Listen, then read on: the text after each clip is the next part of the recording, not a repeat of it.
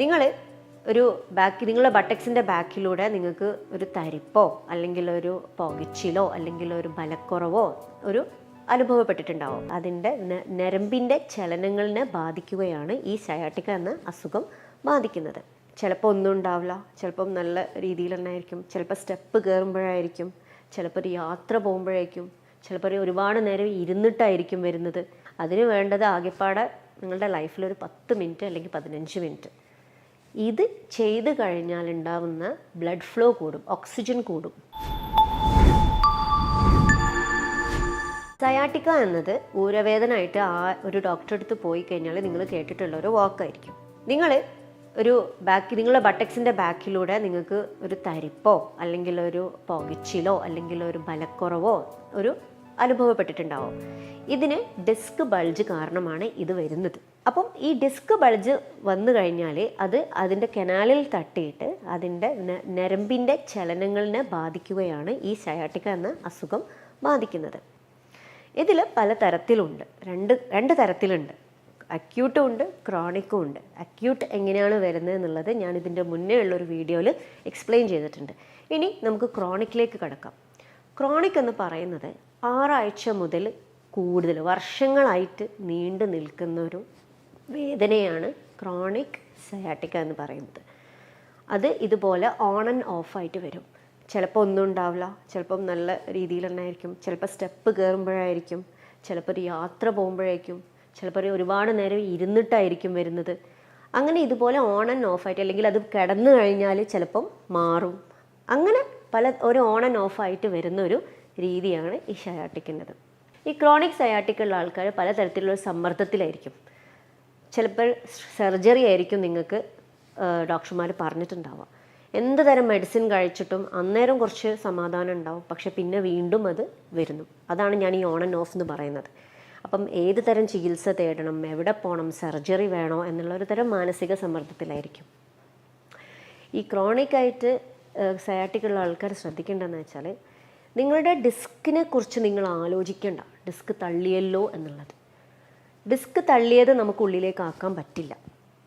പക്ഷേ ആ ഞരമ്പിന്, ആ തട്ടി നിൽക്കുന്ന ഞരമ്പിന് ഇടയിൽ ഒരു സ്പേസ് ഉണ്ട്. ആ സ്പേസ് നമ്മൾ മെയിൻറ്റെയിൻ ചെയ്യുക എന്നുള്ളതാണ് നമ്മളൊരു ട്രീറ്റ്മെൻറ്റ് പ്രോട്ടോക്കോൾ.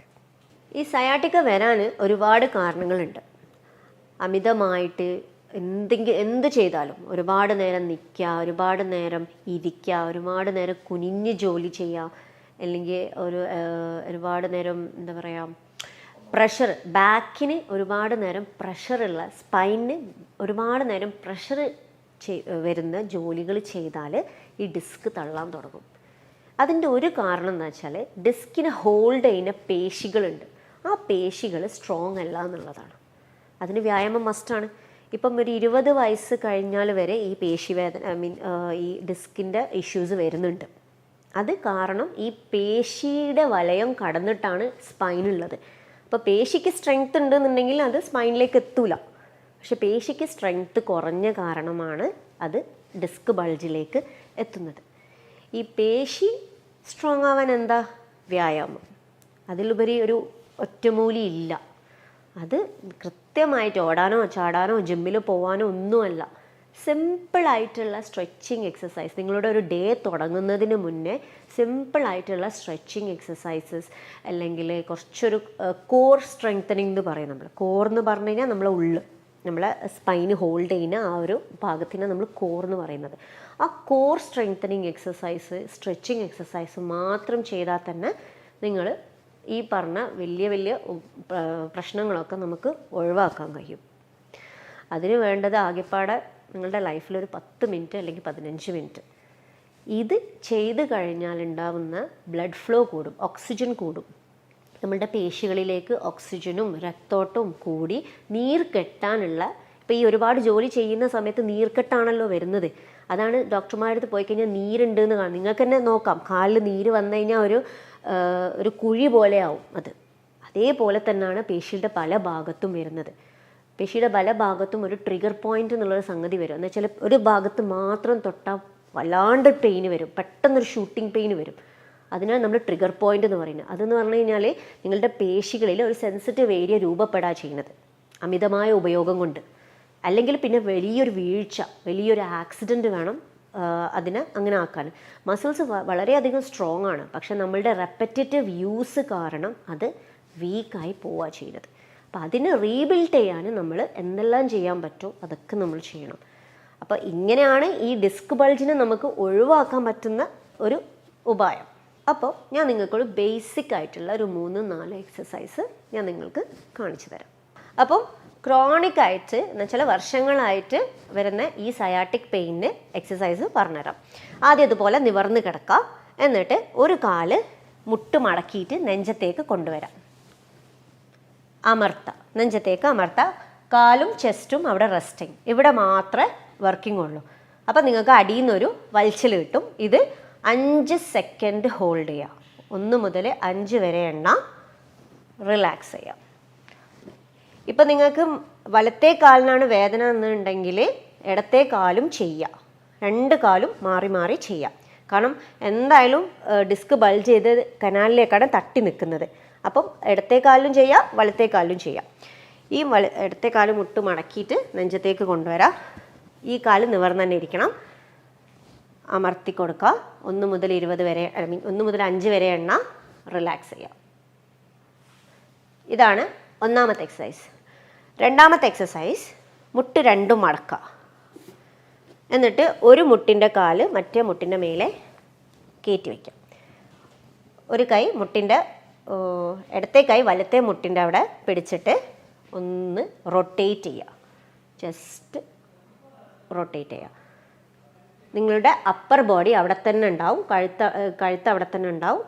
ഈ ഭാഗം മാത്രം ചെരിയുള്ളൂ. 5 സെക്കൻഡ് പിടിക്കാം, റിലാക്സ് ചെയ്യാം. അത് തന്നെ ഓപ്പോസിറ്റും ചെയ്യാം. മറ്റേ കൈ കൊണ്ട് പിടിച്ചിട്ട് ഒന്ന് മടക്കി കൊടുക്കുക. 5 സെക്കൻഡ് നേരം പിടിക്കാം, റിലാക്സ് ചെയ്യാം.